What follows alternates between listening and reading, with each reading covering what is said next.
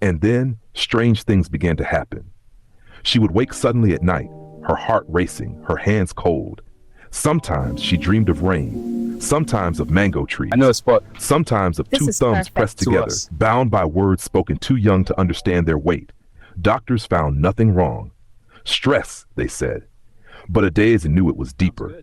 One afternoon, she heard news that shook her. Kunle was doing well. Hello? Not Yes, rich, this is she. but stable, I see. focused, peaceful. He had started small again, learned patience, let go of bitterness.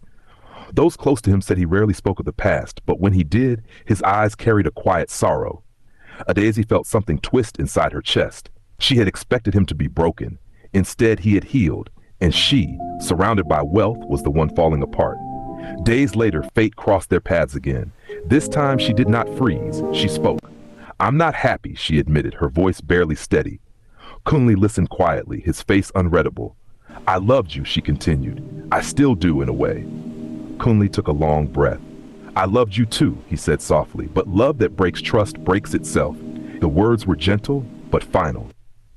That night, Adeze understood something painful and clear. The oath had not punished her with misfortune. It had punished her with awareness.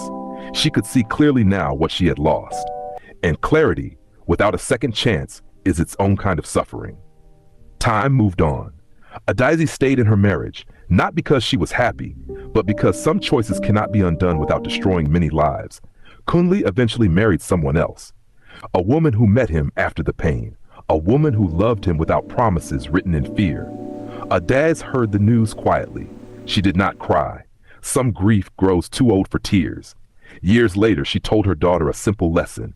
Never make promises when you are afraid of losing someone, and never trade love for comfort without counting the cost. Her daughter nodded, not fully understanding.